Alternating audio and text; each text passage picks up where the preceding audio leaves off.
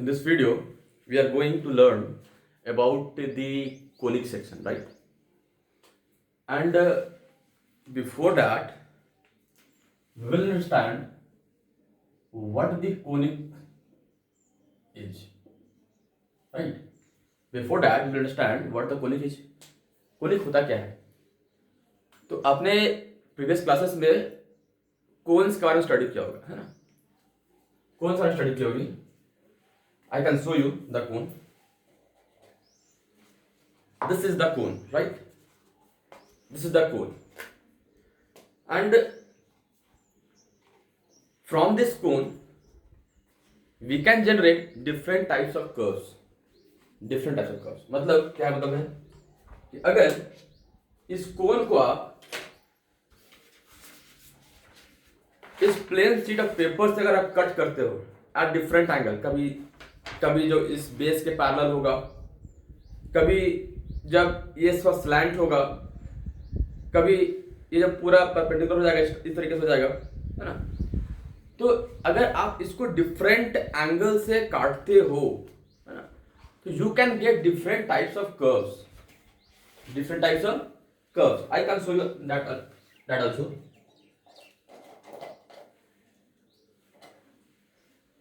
जैसे कि मान लो जब आप इसको कट करोगे, कैसे? इसके परपेंडिकुलर, इधर है, तो आपको एक क्या मिलेगा? सर्कल मिलेगा. क्या मिलेगा? एक सर्कल मिलेगा. ठीक है.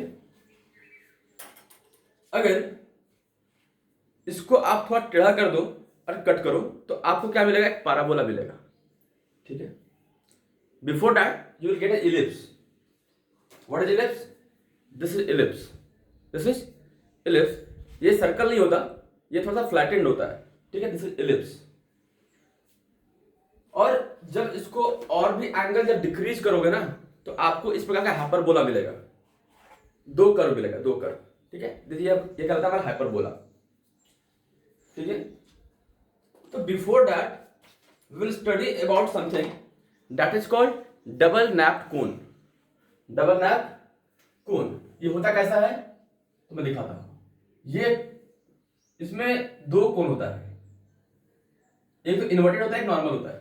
देख पा रहे हो? एक कोन ऊपर दिख रहा होगा, एक कोन नीचे दिख रहा होगा इस डायग्राम में, है ना? तो इसे दो कोन है, इसे बोलते हैं डबल नैप्ड कोन. अब एक डबल नैप्ड कोन बनेगा कैसे? तो मान लो कि अगर आप एक ट्रायंगल लिए, है ना, और ट्रायंगल लेके क्या किए, आपने बालू का ढेर बनाया, उसको प्लेन भी कर दिया, और उस ट्रायंगल से आपने क्या किया, एक साइड को जमीन से परपेंडिकुलर रखते हुए उसने खोस दिया और आपने उसे रोटेट किया अबाउट एन एक्सिस. तो आपको एक कोन मिलता है कि नहीं मिलता है? हाँ मिलता है, एक कोन मिलता है. ठीक है. आपने कभी ट्राई भी किया होगा, या फिर समटाइम करते हो कि आप ग्राउंड जाते होगे और ऐसे पैर जमीन पर रख करके बालू में और गोल से घूम जाते होगे, तो वहां पे एक सर्कुलर आपका एक तरह का हेमिस्फीयर मिलता है ना. लेकिन अगर आप ट्रायंगल लेके करोगे ना, तो आपको एक कोन मिलेगा. ठीक है. इन द सिमिलर मैनर हम लोग कुछ समझने का प्रयास करेंगे. जैसे मान लो ये आपका एक स्टिक है और ये दूसरा स्टिक है, राइट? अब क्या ये जो हमारा है इसको एक्सिस कहते हैं, एक्सिस. ठीक है. और जो हमारा ये वाला है उसको जनरेटर कहते हैं. जब इसको हम लोग घुमाएंगे, बहुत फास्ट मूवमेंट करेंगे विदाउट अफेक्टिंग द एक्सिस. ठीक है. एक्सिस को बिना कुछ किए हुए ये जो एक और लाइन है हमारा, उसको रोटेट करेंगे ना, ऐसे रोटेट करेंगे तो हमको मिलेगा ये वाला कोन. जैसे देखो ये हमारा एक्सिस है और ये मेरा जनरेटर है, राइट? तो जब इसको आप ऐसे मूव करोगे ना, ये मूव करोगे, क्लॉकवाइज करो या एंटी क्लॉकवाइज करो, तो आपको ये डायग्राम मिलेगा. इसी डायग्राम को क्या कहते हैं? इसी डायग्राम को हम लोग कहते हैं डबल नैप्ड कोन. ठीक है. जिसमें ये तो आपका क्या हो गया, this is axis, right? And this line is called generator. ठीक है. जिसको आपने मूव किया, है ना, और इसके बीच में एक एंगल होगा जिसको अल्फा कह देते हैं. ठीक है. अल्फा कह देते हैं. तो जब आप इसको रोटेट करोगे तो आपको एक डबल नैप्ड कोन मिलेगा. है ना। अब इसी कोण को अगर आप किसी प्लेन से मान लो आपने एक प्लेन लिया इस प्रकार का, इस प्लेन से कट किया तो आपको एक फिगर मिलता है एंड दैट इज कॉल्ड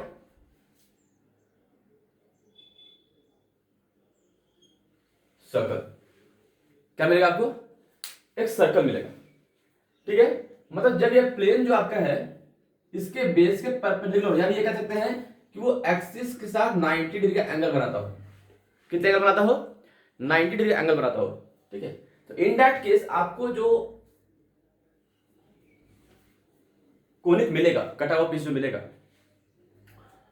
वो क्या होगा? तो एक सर्कल होगा। ठीक है, और यहां जो है आपका एक्सिस और प्लेन के बीच के एंगल को हम लोग क्या करेंगे? तो इसको बीटा से रिप्रेजेंट कर देते हैं फिलहाल, ताकि हमको आगे भी इस चीज को जनरलाइज करके समझाने में आसानी हो। तो जो हमारा प्लेन और एक्सिस के बीच का एंगल है वो बीटा मान लेता हूं। तो ये बीटा जो है 90 बराबर होगा, तब जब वो मेरे को कोनिक मिलेगा, that conic will be called circle. That will be called a circle. ठीक है, अगर इस प्लेन को थोड़ा टिल्ट कर दिया जाए, ठीक है, इस प्रकार से देख लो, ये बनाता हूं मैं। अगर ये मेरा एक्सिस हो गया, अगर इस प्लेन को थोड़ा टिल्ट कर दिया जाए, कर दिया टिल्ट, तो जो आपका यहां डायग्राम मिलेगा that will be called as, ये किस तरह का दिख रहा है आपको? तो वो आपको दिख रहा होगा किस तरह का? एलिप्टिकल। क्या दिख रहा होगा? एलिप्स दिख रहा होगा। ये हमारा एंगल क्या है? अल्फा। मैंने कहा था शुरुआत में, जनरेटर और एक्सिस के बीच का एंगल आपका अल्फा से डिनोट कर रहा है। ठीक है, और ये जो आपका एंगल है वो बीटा है। जैसे मैंने दिखाया था कि एंगल जो आपका है एक्सिस और प्लेन के बीच का 90 डिग्री, वही यहां भी ये एक्सिस और प्लेन का बीच का एंगल कितना है? बीटा के बराबर है। और ये जो बीटा होगा यहां पे क्या होगा? ये जो बीटा होगा वो beta will be less than 90 degree but greater than alpha.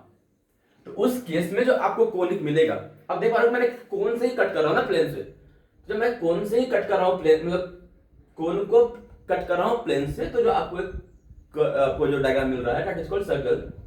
इसी को क्या कहते हैं? कोनिक के पार्ट कहते हैं। ये जो हमारा डबल नैट कोन था, यहां पे मैंने क्या किया, तो जब हमारा एंगल बीटा अल्फा से बड़ा होगा, यानी कि angle between the generator and the axis से बड़ा होगा और 90 से कम होगा, तो तब जो आपको कोनिक मिलेगा that conic is called ellipse. ठीक है, अब देखो कि मैं आपको देता हूं एक अलग सा फिर से कोण, डबल नैप कोण, डबल नैप कोण। अब ये क्या है कि मैं यहां पर इसको एक्सिस बना दिया। जब जो एंगल है वो अल्फा और बीटा बराबर हो जाए, मतलब ये जो जनरेटर है उस जनरेटर लाइन के पैरेलल ही आपका प्लेन जा रहा है। क्या जा रहा है? उस जनरेटर लाइन के पैरेलल ही आपका प्लेन जा रहा है, ये ऐसा कुछ। तो जो आपको कर्व मिलेगा that curve is called parabola. ये जो कर्व मिला वो कर्व क्या कहलाएगा? तो वो कर्व कहलाएगा आपका क्या? पैराबोला। ठीक है, in that case the angle alpha and the beta will be equal, मतलब कि एक्सिस और प्लेन के बीच का एंगल और एक्सिस और जनरेटर के बीच का एंगल जो है आपका बराबर होगा। इन दैट केस आपको जो कर्व मिलेगा that curve will be called as parabola.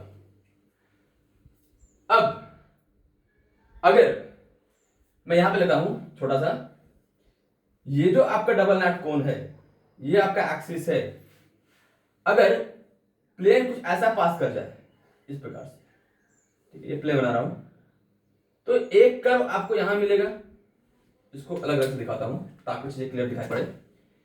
एक कर्व आपको यहां मिलेगा और एक कर्व आपको यहां मिलेगा, राइट। तो यहां जो कर्व मिला, दो कर्व मिला, अब इस दो कर्व को हम लोग कहते हैं क्या? हाइपरबोला। ठीक है, तो एक आपका हो गया पहला सर्कल, जब आपका प्लेन और एक्सिस के बीच का एंगल बीटा जो होगा 90 के बराबर होगा, तो जो आपको कोनिक मिलेगा that conic is called circle. अगर आपका बीटा जो है यानी कि एक्सिस और प्लेन के बीच का एंगल जो है वो अल्फा से बड़ा हो, यानी कि एक्सिस और जनरेटर के बीच के एंगल से बड़ा हो लेकिन 90 से छोटा है। यहां पे मैंने क्या है 90 के बराबर एंगल, यहां पे 90 से छोटा है। ये जो मेरा एंगल प्लेन का एक्सिस के साथ है वो 90 से छोटा है लेकिन ये वाला अल्फा से बड़ा है। तो इन दैट केस जो आपको कर्व मिलेगा that conic is called ellipse. वही अगर हम बीटा को और डिक्रीज करें, यहां मैंने 90 रखा था और डिक्रीज किया, 90 से कम किया और 90 से कम किया, इतना कम किया कि आपका ये जो एंगल था, ये आपका एंगल अल्फा था और ये एंगल बीटा था, तो दोनों एंगल आपस में बराबर हो जाए। तो इन दैट केस जो आपको कोनिक मिलेगा that conic is called parabola, right, that conic is called parabola. अगर एंगल थोड़ा और डिक्रीज करें, यानी प्लेन को थोड़ा और टिल्ट कर रहा हूं मैं, जब हम प्लेन को और टिल्ट करेंगे तो आपको कुछ ऐसा दिखाई पड़ेगा, ठीक है। तो आपको दो कर्व मिलेगा, एक कर्व ऊपर मिलेगा, एक कर्व नीचे मिलेगा and that curve is called hyperbola. इस केस में जो आपका बीटा होगा, इस केस में जो बीटा होगा, बीटा जो होगा अल्फा छोटा लेकिन 0 से बड़ा या बराबर हो सकता है, ठीक है। तो these are the condition when you get a different conic on cutting the double napped cone with the help of a plane, ठीक है। तो आपको डिफरेंट तरह के कोनिक मिल जाते हैं।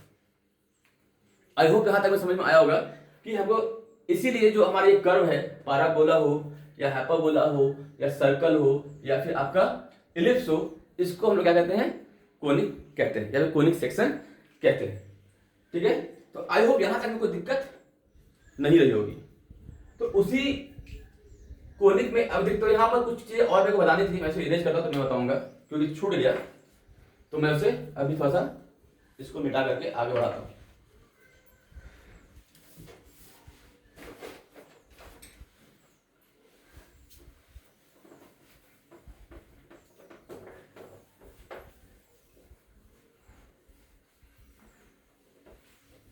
ठीक है, मैंने अभी बताया था कुछ चीजें छूट गई थी, उसको मैं दोबारा दोहरा देता हूं।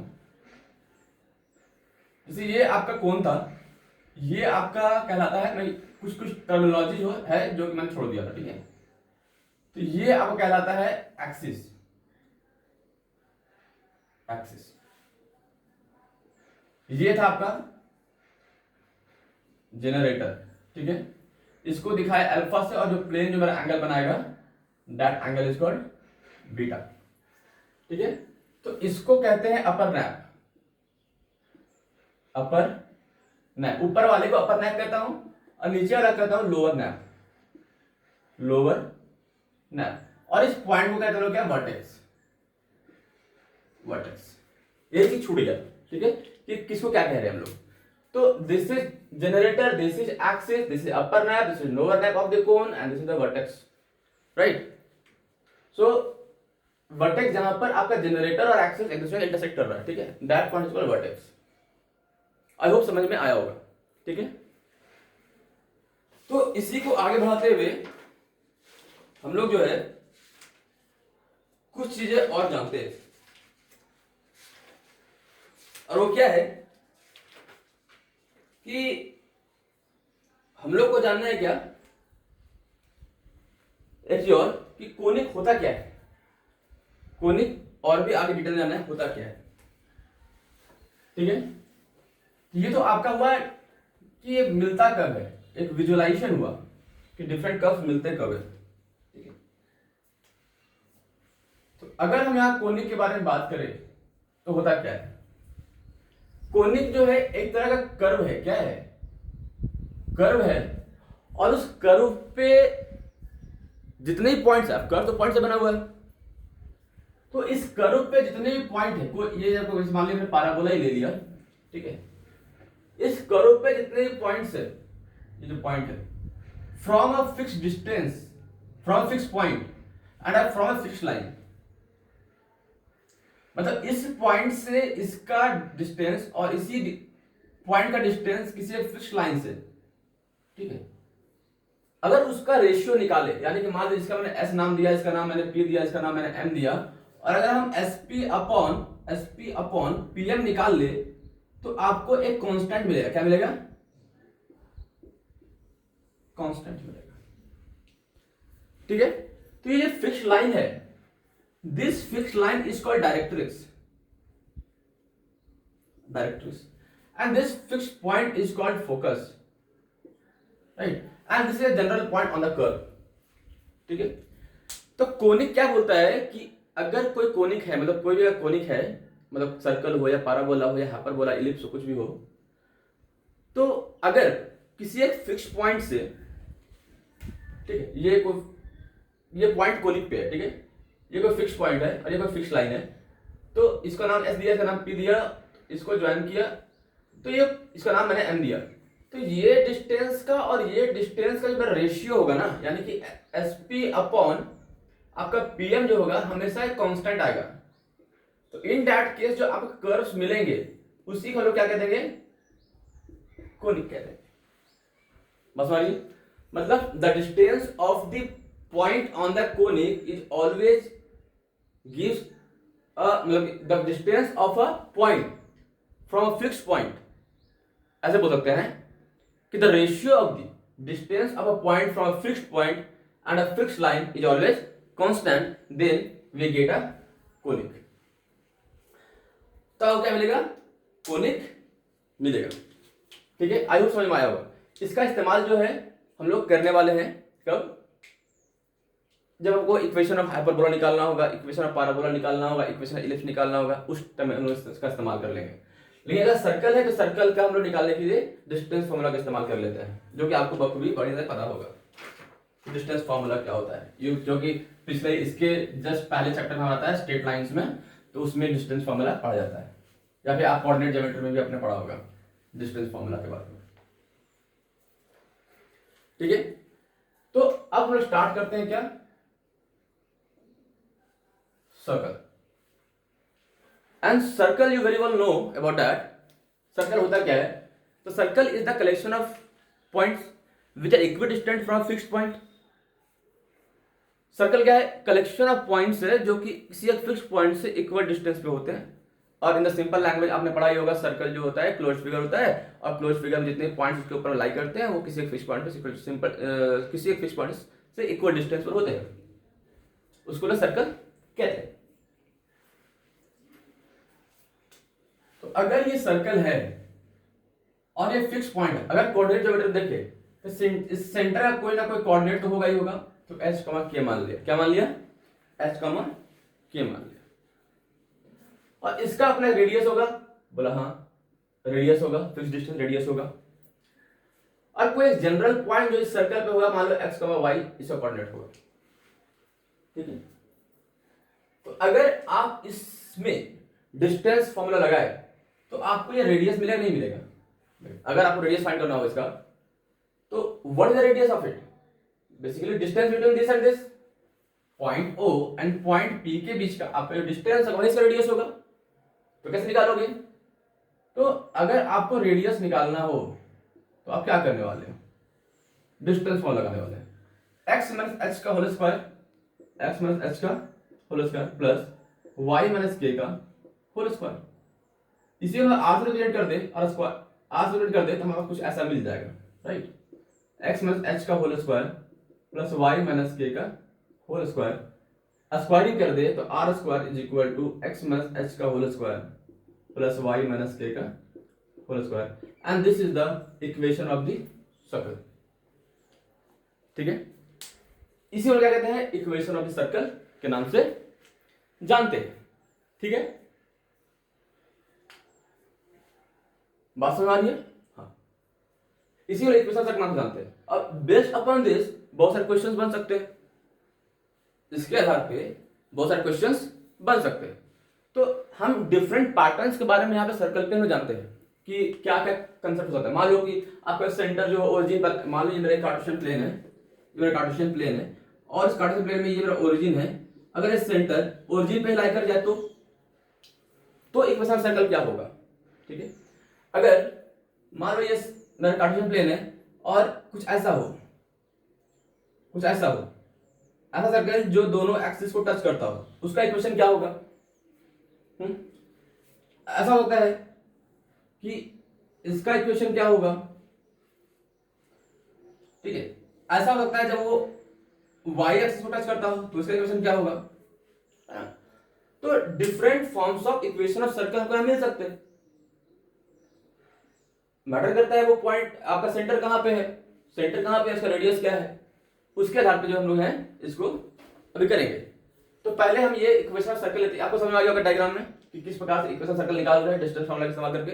मैंने सेंटर को h, k मान लिया है और कोई जनरल पॉइंट है इसको मैंने x, y मान लिया है, ठीक है, और डिस्टेंस फार्मूला लगाया, मेरे को इक्वेशन ऑफ सर्कल मिल गया, ठीक है। तो इसको आगे बढ़ते हैं।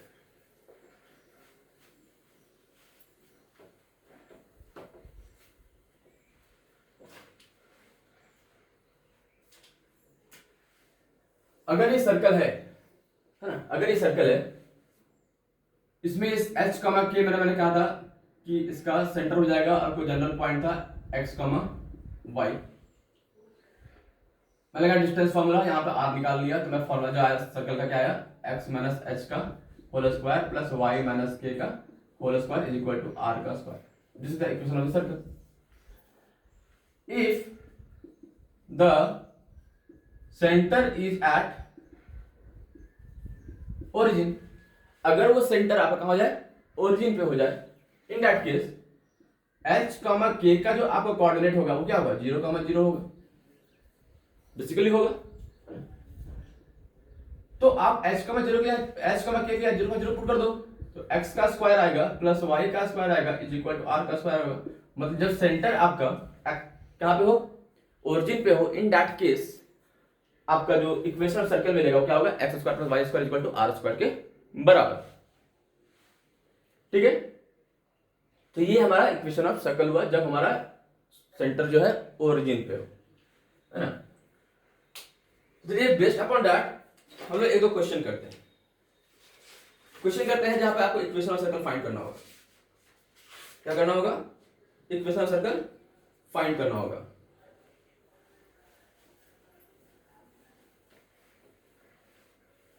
क्वेश्चन क्या है कि अगर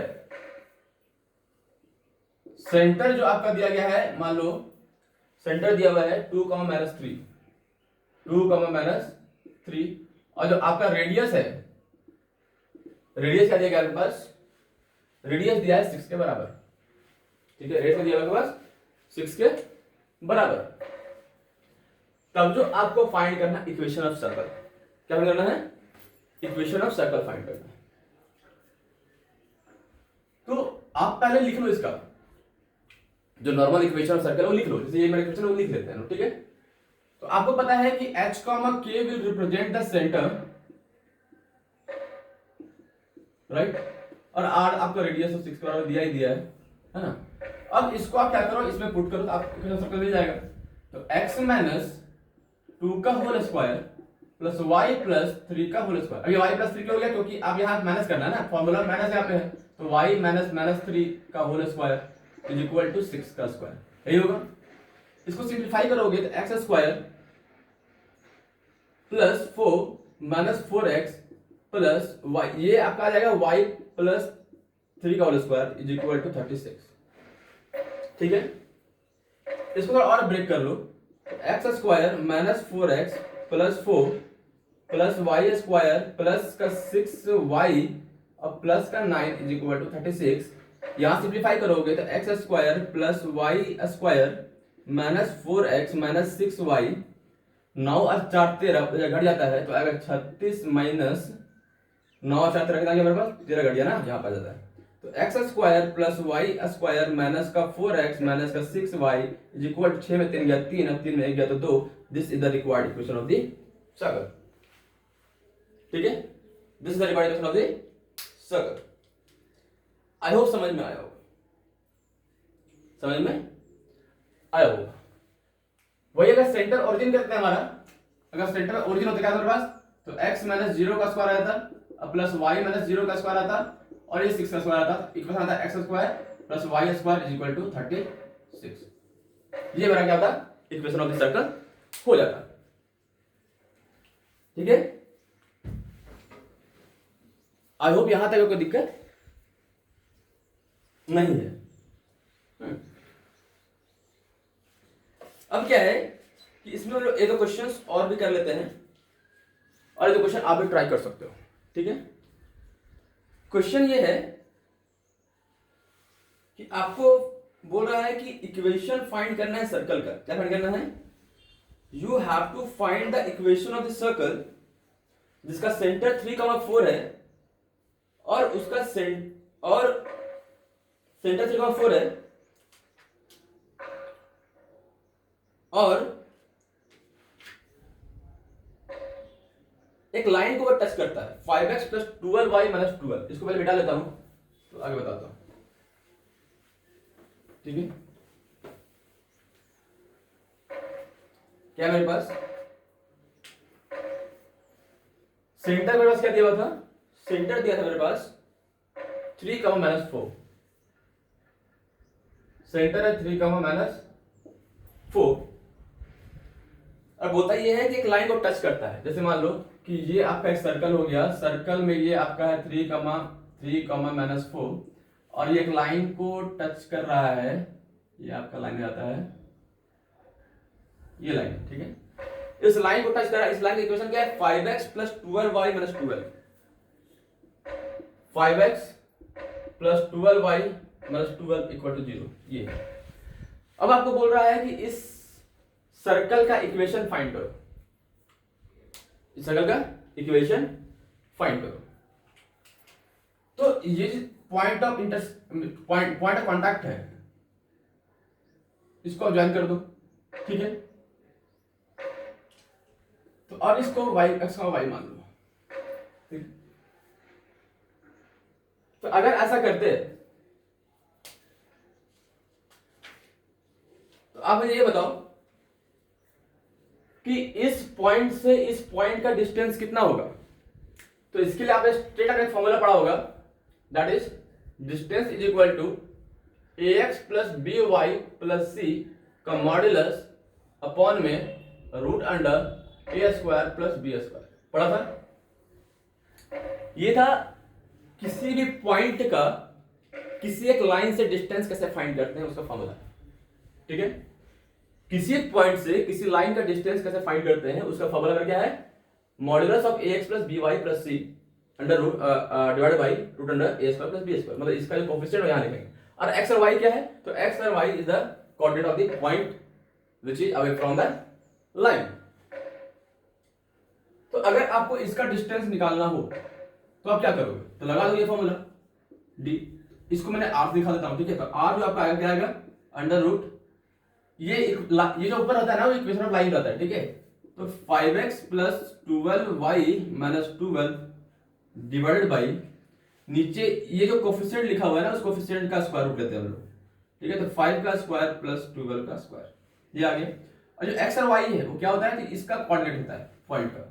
तो 5 × 3 + 12 × -4 - 12 का मॉड्यूलस डिवाइड बाई ये 25 आ जाएगा, यहाँ पे 144 आ जाएगा, इसका रूट ले लेते हैं, ठीक है।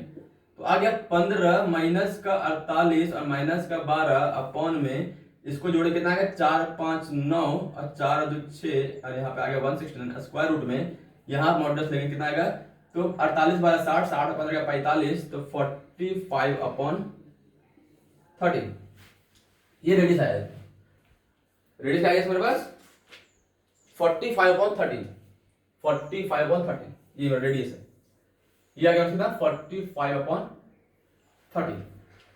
जब रेडियस मिल गया आपको, सेंटर मिल गया आपको, then you can find the equation of the circle. कैसे फाइंड करोगे? तो equation of the circle is equal to x - 3 का स्क्वायर प्लस y + 4 का स्क्वायर इज इक्वल टू 45/13 का square. This is the required equation of the circle. I hope समझ में आया होगा, ठीक है। तो आज के वीडियो जो है हम इतना ही देखने वाले हैं कि सर्कल का इक्वेशन कैसे फाइंड करते हैं, है ना। अच्छा एक चीज और देख लेते हैं ना, इस और देख लेते हैं कि अगर आपको इक्वेशन दिया हुआ है सर्कल का, ठीक है, सर्कल का इक्वेशन दिया हुआ है और उस सर्कल के इक्वेशन से आपको सेंटर फाइंड करना है और फिर उसका रेडियस फाइंड करना है, ठीक है। तो हम लोग उसको करके देखते हैं, फिर वीडियो क्लोज करेंगे, ठीक है।